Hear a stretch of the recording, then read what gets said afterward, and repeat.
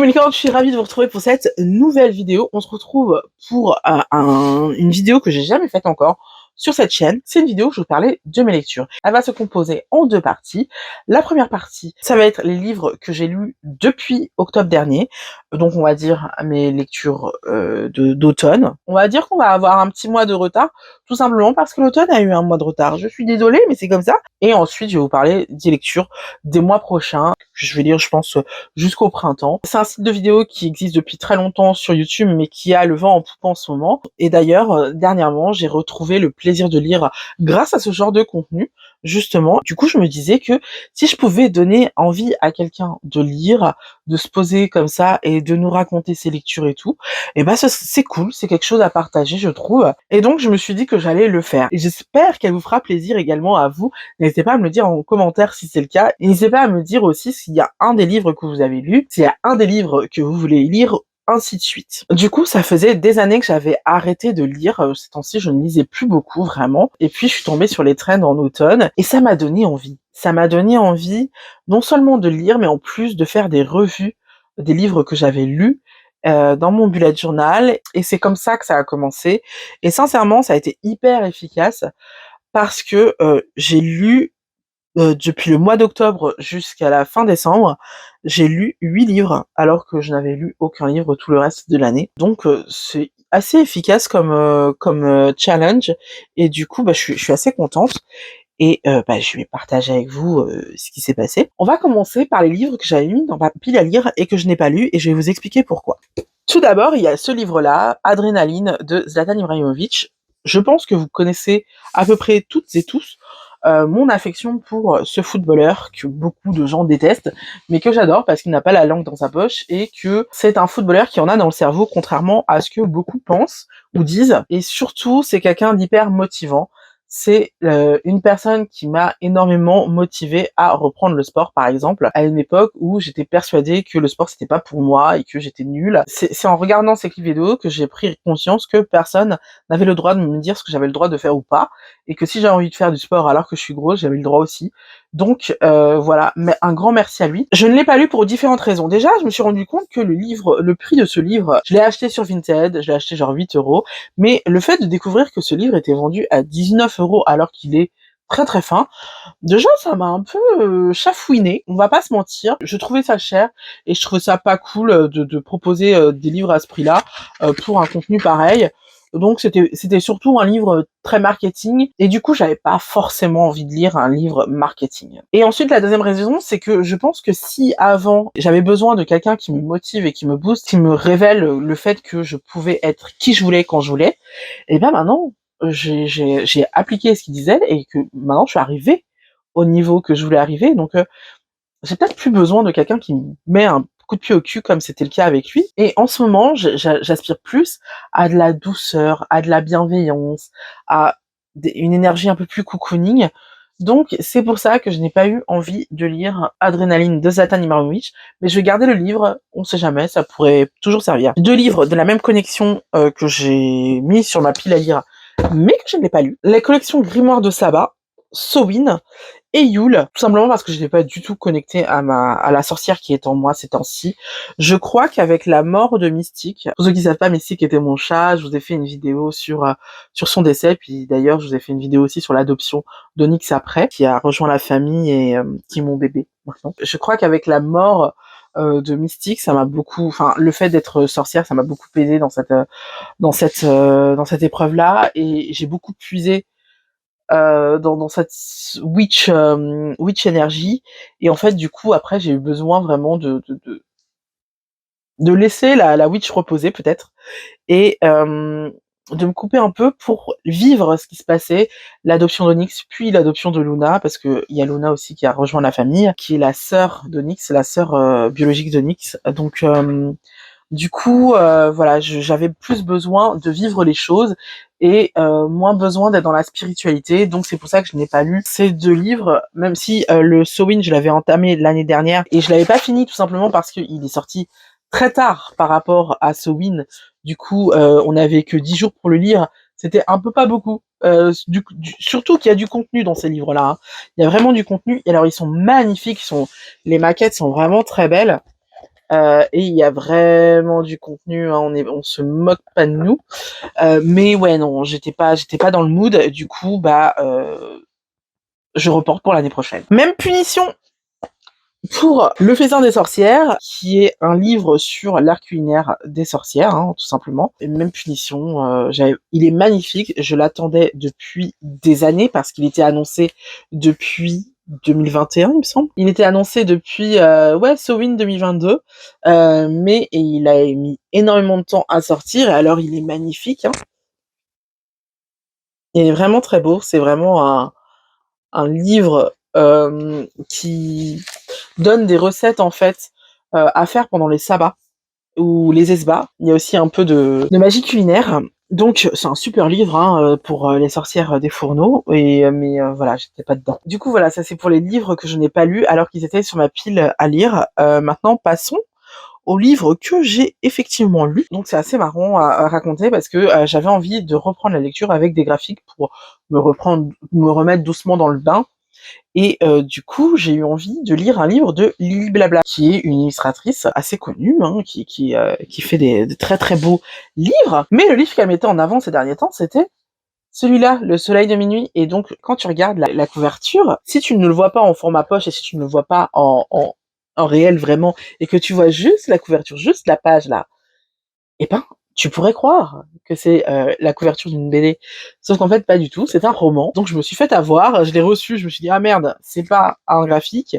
J'ai voulu le retourner, c'était avant, évidemment, les frais de livraison obligatoires, sauf à partir de 35 €. Mais du coup, quand tu veux retourner un article sur Amazon qui coûte à peu près moins de 10 €, en général, ils t'offrent le truc et ils te disent, oh, vous avez pas besoin de le retourner, surtout si, comme moi, t'achètes énormément sur Amazon. Du coup, même si j'étais remboursée de l'achat, je l'ai quand même eu sur les mains et du coup, j'ai fini par le lire. Et j'ai bien aimé. Je suis désolée Lily, parce que du coup, tu ne seras pas payée pour l'achat de ce roman, mais pour te le rendre, j'en parle dans cette vidéo. Du coup, je l'ai lu en quelques jours, parce qu'il se lit assez vite. J'ai bien aimé l'intrigue qui parle en fait d'une fille qui est en train de pleurer en face d'un abribus alors qu'il pleut. Et il y a un mec sous l'abribus qui la voit pleurer, qui se dit merde, tu peux pas la laisser comme ça, et qui va la voir et qui cherche un petit peu à lui donner du réconfort. Et en fait, une belle histoire d'amour va naître de ça.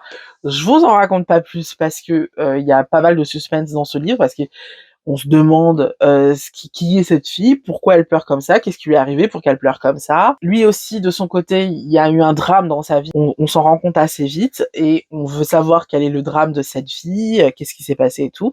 Même si moi, je me doutais de ce drame-là et j'ai bien eu raison. Et par contre, je me doutais pas des circonstances et ça m'a déchiré le cœur. Bref. Et du coup, c'est un livre qui aborde beaucoup de sujets comme l'autisme. Il aborde aussi le sujet des enfants de divorcés. Il aborde plein de sujets super intéressants. Il est super bien écrit. Il y a un truc que j'ai pas aimé du tout par contre, c'est le fait qu'ils aient des prénoms à l'américaine alors que ça se passe en France. Ils ont tous des prénoms à l'américaine, alors qu'il y en ait un ou deux qui en est à l'américaine, ok, mais quand tous les personnages ont des prénoms à l'américaine, ça te sort de l'histoire parce que ça fait vraiment quelque chose d'irréaliste, quelque chose, voilà, on est vraiment dans un feuilleton de Beverly Hills, c'est dommage quoi.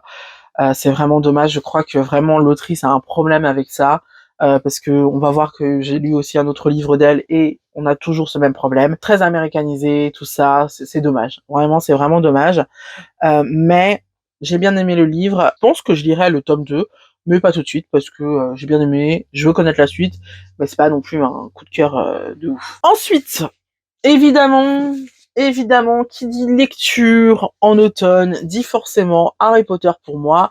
Ça faisait un moment que je voulais relire la saga Harry Potter. Vous le savez, quand ils ont sorti cette version avec des pop-up de partout, j'ai eu envie totalement de le redécouvrir comme ça.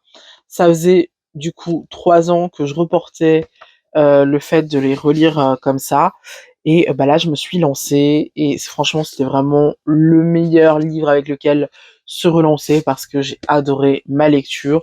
Alors évidemment, le premier tome d'Harry Potter, c'est pas le plus palpitant, c'est pas le plus intéressant, c'est juste celui qui pose les bases. J'ai eu beaucoup de plaisir à retrouver les persos, d'autant que à ce moment-là, personne n'est mort. Il y a pas forcément de drama et donc c'est c'est beaucoup plus bon enfant, c'est sympa. Et puis tu notes pas mal de petites choses que tu avais oubliées. Et surtout, le lire maintenant avec mon regard d'adulte, parce que quand j'ai découvert Harry Potter, j'étais ado. Donc le lire avec mon regard d'adulte, ça me permet de me rendre compte de certains trucs assez choquants. Je vous ferai une vidéo, je pense, l'année prochaine, en septembre-octobre, pour vous en parler, parce que je pense que c'est important d'aborder le sujet. Mais j'ai été choquée par certains propos de certains personnages, et ça mérite qu'on en discute ensemble. Et je ne dirais que ça. Bon, évidemment, gros coup de cœur, hein, 5 sur 5. Ah oui, j'ai oublié de dire la note du précédent, j'ai mis 4 sur 5. C'était bien, j'ai envie de connaître la suite, mais c'est pas non plus ouf. Ensuite, j'ai réouvert le livre de la méthode du bullet journal. Alors, pour ceux qui ne le savent pas, je suis une adepte du bullet journal, même si la tendance est passée. J'ai fait partie des premiers à tomber en amour avec la méthode bullet journal, tout simplement parce que je suis quelqu'un qui me disperse énormément et qui a une charge mentale, enfin qui souffre énormément de charge mentale, et donc j'avais besoin d'un endroit où je pouvais écrire tout ce que j'ai en tête, pour pouvoir mettre de l'ordre dans mes idées et pour pouvoir avoir une trace papier de ce qui se passe là-haut. Et donc la première fois que j'ai lu ce livre, ça a vraiment été une découverte parce que je connaissais le bullet journal à travers les réseaux sociaux, donc c'était quelque chose de très beau, très travaillé, avec des crayons, des dessins, tout ça, très too much. Et lui m'a permis de découvrir le bullet journal à travers un prisme beaucoup plus simple et beaucoup plus accessible, et surtout beaucoup plus efficace, beaucoup plus pratique, pratico-pratique. Et j'ai eu envie de finir la lecture de ce livre que j'avais commencé. Donc j'ai continué la lecture et je me suis rendu compte qu'il y avait beaucoup de pratiques, et que au bout de 6 ans de pratique du bullet journal, je maîtrisais à peu près la pratique. Donc j'ai pas lu énormément, j'ai lu une dizaine de pages, je me suis dit non mais en fait je sais tout ça, donc je suis passée à autre chose. J'ai lu en diagonale, et puis j'ai lu assez pour me dire que j'avais fini la lecture de ce livre. Voilà. Ensuite, besoin d'une grosse coupure, besoin de me détendre, de me vider la tête. Donc, tac. Donc, j'ai lu Amour croisé parce que ma meilleure amie avait lu ce livre il y a quelques temps, il y a quelques mois, et elle disait à quel point elle appréciait. Et quand elle montrait un petit peu, elle partageait un petit peu ce qu'elle lisait, je pouvais voir les photos qu'elle faisait, et je pouvais voir les dessins qui sont absolument magnifiques. Donc, c'est qui la dessinatrice? C'est Camilla Blando. Des dessins absolument sublimes. Là, ça me donne envie de lire d'autres choses qu'elle fait, parce que voilà. Et j'adorais le fait que le personnage principal soit une femme noire. Donc du coup, j'ai eu envie de le lire également à mon tour. Et je l'ai acheté sur Vinted, au fait. Et alors, j'ai été ravie de ma lecture. Franchement, c'est un coup de cœur. Il s'agit d'une rencontre entre deux personnes, une femme noire et donc un homme asiatique. Et le mec est polyamoureux, et ce qui ne plaît pas du tout à sa compagne.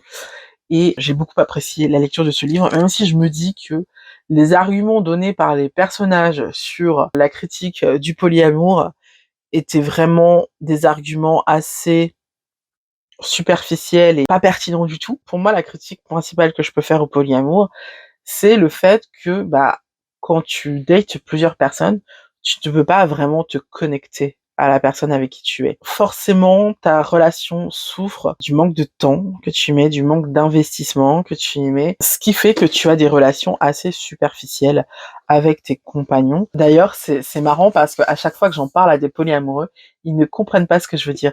C'est-à-dire que quand je leur dis tu ne peux pas avoir une vraie intimité avec quelqu'un quand tu es en polyamour, ils me disent mais si, on peut coucher.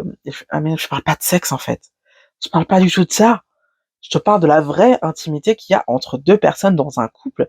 Le fait de savoir exactement ce que pense et ce que ressent l'autre, le fait de se connecter, de se soucier de ce que cette personne pense et ressent à l'instant T, d'être une team, quoi, d'être une équipe, et d'être capable d'anticiper ses besoins, d'anticiper ses envies, d'anticiper les choses négatives qu'elle peut ressentir, ses peurs, tout ça. Tu peux pas avoir ça avec quelqu'un en polyamour. Ou alors il faut que tu aies été suffisamment longtemps avec cette personne et seulement cette personne, et qu'après une autre personne arrive dans ta vie. Mais du coup, cette nouvelle personne qui arrive dans ta vie, tu vas délaisser ton ancienne relation pour te connecter avec cette autre personne. Pour moi, c'est ça qui est embêtant avec le polyamour, et personne n'en parle. il ne parle que de mariage, que d'enfants, que de fait de tromper quelqu'un, mais non, c'est pas la question en fait. C'est juste que pour moi, à mes yeux, la relation baisse en qualité si tu as plusieurs amoureux. Même si il est accepté que chacun ait sa vie ailleurs, eh bien, forcément, la connexion n'est pas la même que dans une relation où on est deux, c'est une équipe, on est que les uns les autres. Alors, il y a des gens qui me disent, ouais, ta caméra, elle est pas droite. En fait, elle est droite, c'est juste que ça, c'est pas droit, d'accord? Et la bibliothèque non plus, elle a été faite sur mesure. Mais si vous voyez ça, par exemple, on est plutôt droit, ok? Donc c'est droit. Je le dis parce que ça choque des gens. Mais on est droit. C'est derrière que c'est pas droit. Bref. Donc, j'ai beaucoup apprécié ce livre. J'ai envie de connaître la suite. J'espère qu'en fait, la suite, ça va être... parce que là, on a 3 copines. Et j'espère qu'en fait, à chaque fois, le nouveau tome va s'intéresser à une autre des copines. Parce que je trouve que l'une d'entre elles est plus intéressante que celle qu'on a suivie et que l'autre. Ensuite, j'ai lu Flammes jumelles. C'est le seul livre, on va pas dire de sorcellerie, mais c'est le seul livre un peu spirituel que j'ai lu. C'est sur la flamme jumelle. Pour ceux qui ne connaissent pas le concept d'une flamme jumelle, en fait, il s'agit d'un concept selon lequel certaines personnes, quand elles sont réincarnées dans une existence, leur âme est coupée en deux et envoyée dans 2 corps différents et ont 2 vies différentes. Ce qui fait qu'on a souvent ce sentiment d'être incomplet, mais ce qui fait aussi que ces 2 personnes sont destinées à être ensemble, à reconnecter, à refusionner, mais c'est pas facile. La reconnexion n'est pas facile, n'est pas évidente, et à travers un tirage, je me suis rendu compte que j'avais une flamme jumelle. Et alors pour tous ceux qui se disent ah moi aussi j'ai sûrement une flamme jumelle, je me demande si mon compagnon est aussi ma flamme jumelle et tout, sachez que c'est hyper rare et que il s'agit d'un bug dans la matrice. C'est pas du tout le monde qui a une flamme jumelle. Au contraire, c'est assez rare et ça veut dire qu'il y a un truc qui a merdé tout simplement, hein. Donc certaines personnes ont des flammes jumelles et moi j'en ai une apparemment et du coup j'avais besoin de me familiariser avec ce concept et de comprendre ce qui se passait et pourquoi, du comment, tout ça. Donc j'ai acheté ce livre sur Vinted, encore une fois. Ce livre était, ma foi, fort intéressant pour découvrir le concept. Par contre, j'ai trouvé les schémas pas du tout clairs. Franchement, il y a certains trucs, hein? Quoi? Pourtant, je suis HPI, hein, mais alors, je trouve que la personne qui a écrit est bien dans sa tête, en fait, et qu'on ne comprend pas forcément ce qu'elle veut dire. Et puis, surtout, j'ai trouvé que c'était une bonne entrée en matière. C'est quelque chose qui t'expliquait le concept. Dans le livre, on te dit vivre sereinement sa relation d'âme. Franchement, si vous cherchez un guide pour vivre sereinement votre relation d'âme, c'est pas le bon livre. Ça, c'est un bon livre pour te familiariser avec le concept. Voilà. Sinon, après moi, c'est tout ce que je lui demandais, donc j'avais pas besoin de plus. Donc c'est bien. Maintenant, il est un petit peu superficiel à mon goût et j'aurais aimé avoir un peu plus, comme je suis quelqu'un de curieux, j'aurais aimé avoir plus de consistance dans ce livre qu'il n'y a pas forcément. Ensuite, encore un graphique, et oui, pourquoi pas. J'ai tout donné sur les romans au début, après je me suis lassée. Donc, j'ai pris ce livre qui est donc du coup de Lily Blabla. C'est elle qui illustre le livre graphique, n'est-ce pas? Et l'autrice, c'est Morgane Moncomble. Voilà. Donc, très très joli graphique. Hein. J'aime beaucoup le design, j'aime beaucoup les persos et tout. Mais j'ai trouvé... Enfin, l'histoire est intéressante, mais je l'ai trouvée un peu entendue, un peu prévisible. Et pas forcément, enfin sauf la fin. Le dénouement, je l'avais pas vu venir. J'étais pas super intéressée par l'histoire, pour être honnête. Je suis curieuse, donc je prendrai le tome 2, mais je suis pas, je lui donnerai 3 sur 5. Ah, et ça, je donne 4 sur, 3,5 sur 5. Ah, et ça, je lui donnerais 4 sur 5. Et le bullet journal, 5 sur 5, évidemment. Dernière lecture d'automne, ça a été créer votre carnet de souvenirs à l'aquarelle. Laura Travel Book, c'est une demoiselle qui fait des aquarelles dans son carnet en guise de memory journal. Donc c'est hyper intéressant et moi, vous savez que je me suis mise à l'aquarelle il y a maintenant 3 ans. J'apprécie beaucoup ça.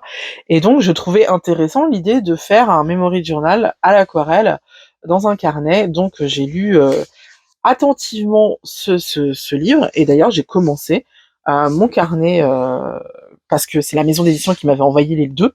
Du coup j'ai pu commencer mon carnet et ça a été extrêmement plaisant et j'aime bien. J'aime bien le concept et alors le livre est très mignon, très cute, il se lit très facilement, en une soirée vous avez tout lu.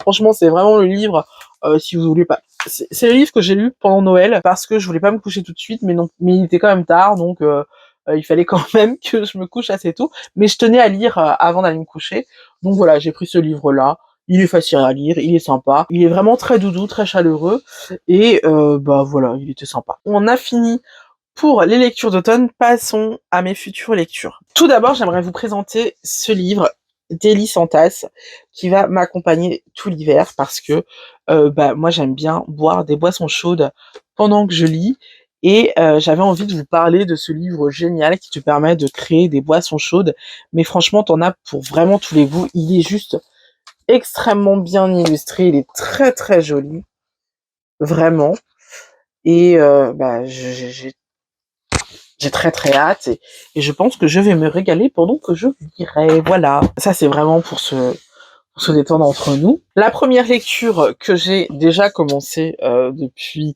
le début de l'année, c'est Anne des Pignons Verts, de Green Gables, pardon. C'est évidemment la version livre de la série Anne with the E, que vous connaissez sûrement et qui est sortie sur Netflix. C'est un livre qui a été édité en premier en 1905. C'est un livre qui date et qui nous raconte le quotidien d'une orpheline qui va bouleverser totalement le quotidien de ses parents adoptifs et de sa ville d'adoption.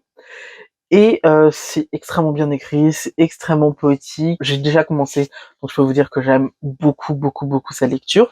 On a une version extrêmement belle, avec une belle couverture. Voilà, une version reliée qui est juste magnifique, qui donne envie. Ce livre est à 17,50 €, il me semble. Ce livre est sorti aussi en coffret avec les 3 premiers tomes, mais il était en rupture de stock quand j'ai voulu me procurer. Donc je me suis procuré le tome 1 et le tome 2 séparément. C'est à peu près pareil, hein, vous avez exactement la même chose, sauf qu'il y a des petits goodies dans les coffrets, mais des goodies que je n'aurais pas pour ces tomes-là en tout cas. Et donc je voulais vous montrer aussi le tome 2 parce que je voulais vous montrer il était sous blister quand on le reçoit. Donc voilà, c'est hyper important de savoir que votre livre ne sera pas abîmé avant que vous ne l'ouvriez, donc vous êtes sûr de l'avoir en bon état. Et franchement, j'adore la couverture parce que c'est une couverture qui se garde. Contrairement à la couverture, par exemple, de Harry Potter, qui franchement, il s'abîme vite, hein. Ces livres-là s'abîment vraiment très vite. Là, franchement, ça s'abîme beaucoup moins. On a vraiment un livre qui va bien passer l'épreuve du temps et j'en suis contente parce que c'est le genre de livre que tu as envie de léguer à tes enfants. Donc, ravi. Je le mets là pour continuer ma petite lecture. Ensuite, nous avons un graphique qui va être celui-ci de Le Silence des étoiles de Sanaka. C'est tout simplement un livre d'une illustratrice qui va nous dévoiler son quotidien. Je n'en sais pas plus, je sais que j'adore son style, que j'adore les contenus qu'elle nous met sur Instagram, donc j'ai très hâte de voir ce qu'elle a à nous dire dans son livre, et bah, je peux pas vous en dire plus, mais en tout cas ça a l'air super sympa. Ensuite, au rayon dev perso, j'ai décidé de lire ce livre qui s'appelle Changer votre rapport à l'argent. Je pense que c'est un livre qui m'est nécessaire en ce moment, parce que je crois qu'il est nécessaire que je change mon rapport à l'argent, parce que mon syndrome de l'imposteur fait que je n'ai pas forcément conscience de mériter de gagner ma vie correctement et de gagner bien ma vie. Et c'est quelque chose que j'ai beaucoup remis en question ces 2 dernières années, mais de manière beaucoup plus importante l'année dernière. Et cette remise en question me permet aujourd'hui de commencer à gagner ma vie, et donc c'est cool. Mais j'ai encore tendance à dépenser l'argent de manière très stupide. Et donc ça, je crois que c'est le signe que tu considères que tu ne mérites pas l'argent et que du coup, tu as besoin de t'en débarrasser tout de suite pour te sentir mieux. Puis aussi le fait que bah, ça te fait du bien de dépenser tes sous, bref. Donc je me suis dit qu'il était temps de changer vraiment profondément mon rapport à l'argent, et donc je vais bouquiner celui-là. C'est aussi un cahier de développement personnel, donc je vous en dirai plus tard, mais en tout cas, ce qui est bien, c'est que la prise de conscience est là et que je vais commencer à y travailler. Ensuite, on va avoir maintenant que des livres Witch, parce que oui, si la sorcière en moi s'est tue ces derniers mois, eh bien une séance de yoga a réussi à débloquer tout ça, et donc je me suis reconnectée à mes énergies un peu plus spirituel. Et du coup, pour cet hiver, j'ai envie de lire 2-3 trucs. D'abord, j'ai envie de lire Le yoga des sorcières, tout simplement parce que je commence le yoga, je suis une sorcière, ça me paraît pas mal de lire ce livre. Du coup, je suis assez curieuse de savoir ce qu'il y a dans ce livre. Par contre, je peux vous dire d'emblée que je suis un peu déçue de la maquette de ce livre qui est très pauvre. Voilà. Et je suis d'autant plus dessus qu'il s'agit d'un livre édité par La Plage. Donc La Plage m'a habitué à des livres beaucoup plus jolis. Ma foi, là, je suis un peu circonspecte plutôt. Heureusement, je l'ai acheté sur Vinted, donc il m'a pas coûté cher. Ça m'aurait embêté vraiment de dépenser 15 € pour ça. Je vous le dis franchement, à partir de 15 €, je m'attends à avoir quelque chose d'un peu joli. Ensuite, qui dit fin de l'hiver, dit Imbolc, hein, donc c'est-à-dire une protection, parce que je ne sais pas si vous êtes une sorcière vous-même, peut-être que vous ne le savez pas, mais chez les sorcières, la fin de l'hiver est synonyme de protection, parce que c'est le moment où on est beaucoup dans sa maison, donc on va commencer à chasser les énergies négatives de sa maison, et on va protéger sa maison pour toute l'année. Et donc je me suis dit que ce serait pas mal d'en savoir plus, quoi, voilà, de lire ça, c'est cool. Si ça me dit, je pourrais enchaîner avec ce livre qui est à peu près la même chose, mais abordé, j'imagine, de manière différente. Voilà, à voir, je sais pas, c'est possible, mais pas obligatoire, vraiment pas. Et puis, le dernier livre que j'ai envie de lire, ça va être Le livre des ombres pour sorcières modernes de Deborah Blake. Ça va être mon premier livre de Deborah Blake, tout simplement parce que je trouvais mignon celui-là, voilà. Les autres livres m'attiraient pas tant que ça, donc voilà, celui-là, je vais essayer de le lire. Et on verra ce que ça donne, je ne sais pas ce qu'il va y avoir. Je sais que c'est à la fois un livre, à la fin un cahier, il va y avoir des trucs à noter et tout. Pourquoi pas? Je vous en parlerai quand je l'aurai lu, parce que là, pour le coup, je ne sais pas trop à quoi m'attendre. Voilà. Eh bien, c'est déjà pas mal, hein? On est déjà bien. Et bah, du coup, on s'arrête là, et puis on se dit, on se dit donc à dans 3 mois pour savoir si j'ai lu tous les livres en question, lesquels m'ont plu, lesquels m'ont pas plu. Voilà, voilà. Tout ça, tout ça. Eh bien, je vous fais de très gros bisous, et pour les fidèles, je vous dis à samedi pour ma vidéo de Holy Shin. Des bisous. Bye.